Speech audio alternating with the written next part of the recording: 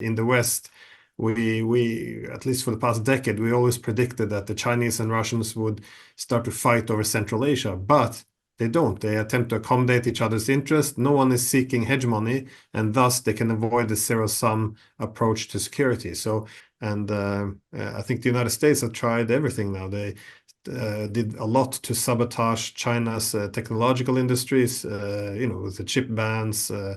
They're encouraging other countries to decouple from China. They can put pressure on transportation corridors, access to finance. Again, there's a lot that the United States has done, but none of this is working. They could have done this maybe 10 or 20 years ago, but now China's too big. It's too late.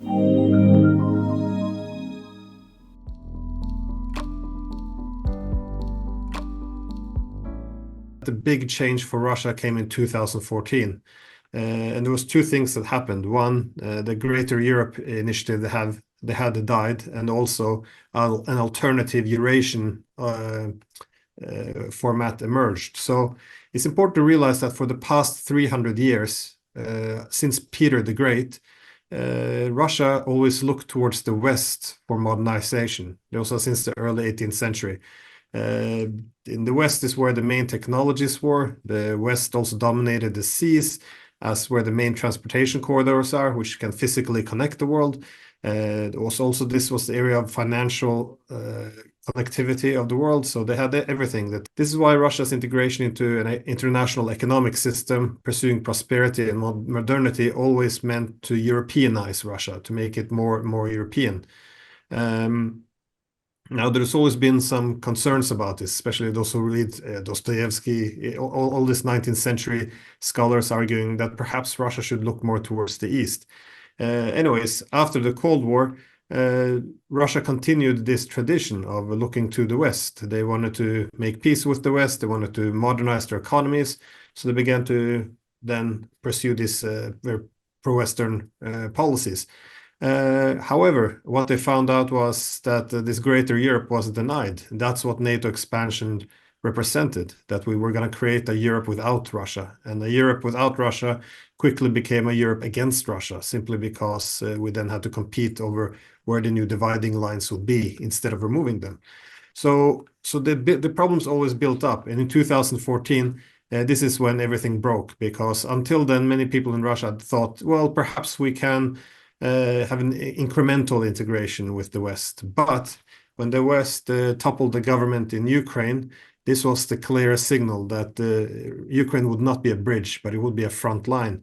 And when Russia took Crimea in order to safeguard its Black Sea fleet, then and all the sanctions came, even the few Russians who still wanted to pursue Greater Europe had to recognize this was utopia. It was never going to happen. And what happened at the same time, exactly the same time in 2013-14? Well, this is when China really began to lay the foundations for an alternative international economic system. That is, the Chinese began to push this Belt and Road Initiative. They started to more openly assert ambition to take technological leadership in the world. China began to advance these new financial institutions, be it the Asian Infrastructure Investment Bank, looking to internationalize its currency. We see that the SCO or BRICS, it represents a world order based on multipolarity, in which the great powers, they seek to harmonize interest with each other rather than pursue the dominance and global hegemony. And this is very important to recognize, because in the West, we at least for the past decade, we always predicted that the Chinese and Russians would start to fight over Central Asia, but they don't. They attempt to accommodate each other's interests. No one is seeking hegemony, and thus they can avoid the zero-sum approach to security. So suddenly a new system emerged in the East. So this was tremendously important time in history for Russia. And when it goes to the East, it notices that it doesn't have the same historical baggage. It doesn't meet the same hostility. And even the fact that China is the biggest country there and not Russia, it actually works often to Russia's advantage. So I think 2014 was really the main era, because this is when Europe really slammed the door in the face of Russia, and a new door opened in the East, which was China. And that's when this Greater Eurasia ambition really began to move forward. The main problem for Russia has always been it had unfavorable asymmetrical interdependence with the West. So we often say that interdependence between nations is good, it creates peace. Well, yes, to some extent, because in all interdependent relationships, one will always be more dependent on the other. So this goes with people as well as states. Now, when you have huge asymmetries, then one side can use that to extract political power from the rest. So let's say, for example, a relationship between the collective West and Russia. If 90% of Russian trade is dependent on the West, while 3% of the West trade is dependent on Russia. This is asymmetrical. Now the West is much less dependent on Russia than Russia is on the West, and the West can use this to extract political concessions. Now, and this is what we saw. We saw Russia being dependent on the West for its technologies, access to transportation corridors, banks, currencies, payment systems, insurance systems, everything. The only thing really Europe was dependent on Russia was energy. And we did everything we could to reduce this, to have maximized interdependence. Because in any interdependent relationship, you get some influence, but you lose some autonomy. If you have asymmetrical interdependence, you maintain your autonomy and you get influence over the other. So this is the problem for Russia. This was the condition for creating a Europe without Russia. How can you have a Europe where we leave out the largest country on the continent? For Russia, if they want to have some political autonomy and security and act as an independent pole of power in a multipolar world, they need to diversify their partnerships. Yes, they need some strategic autonomy in key sectors, for example, technology, energy, but they need to diversify partnerships, and this is what they failed to do. So ideally, Russia would, be very close with China, but also India, Iran, Korea, Japan, but also the EU, US, to have as many partners as possible, so no one can bully it. So this excessive dependence on the West is really the mistake I would refer to, which was very damaging for Russia.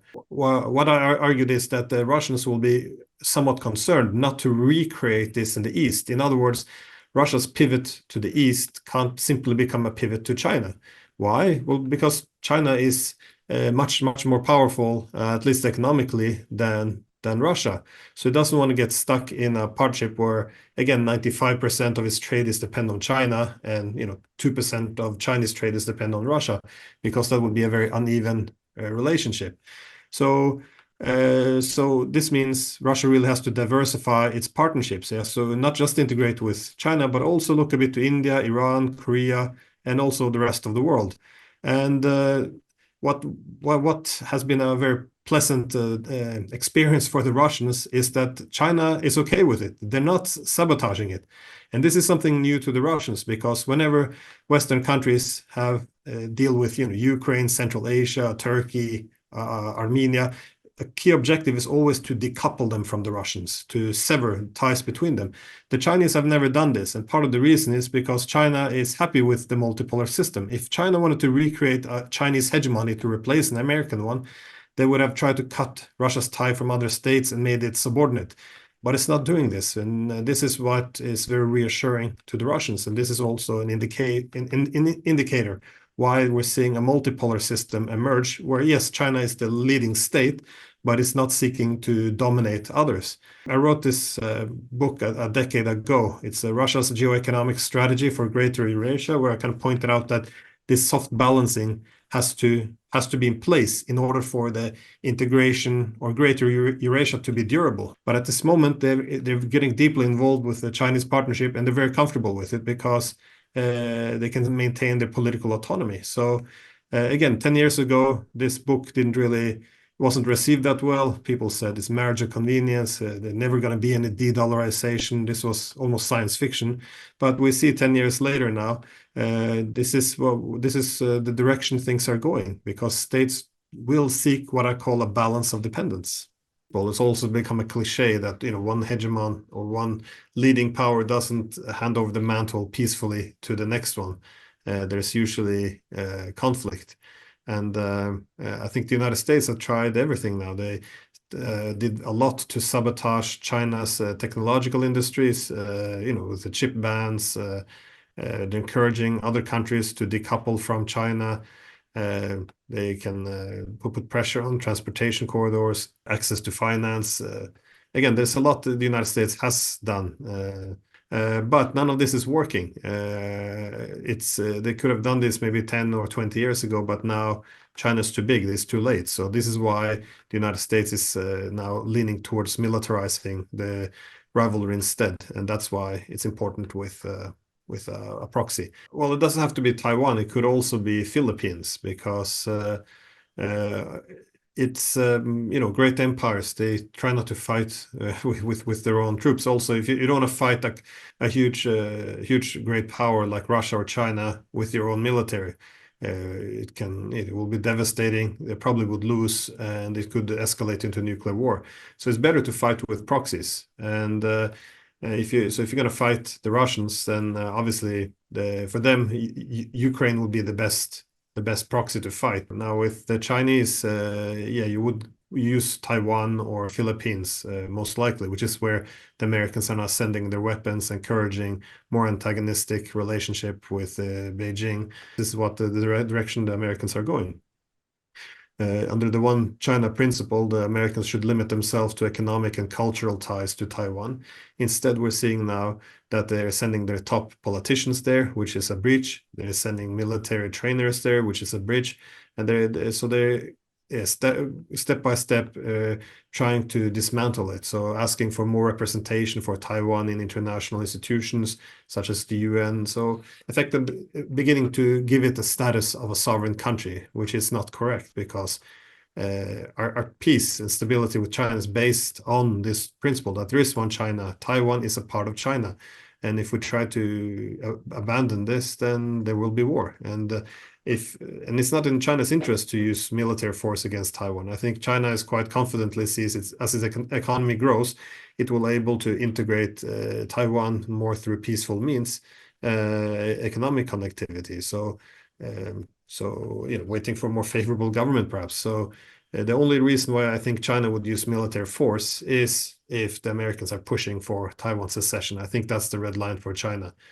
Now, the Chinese should be careful because if the Americans are looking for a proxy war, like they did with Ukraine, because keep in mind, in Ukraine, the same thing happened. The Russians went in because America sabotaged all peace agreements. They went in with the military, which was this, unprovoked invasion. And on the first day, they reached out to the Ukrainians to start peace negotiations, which they did.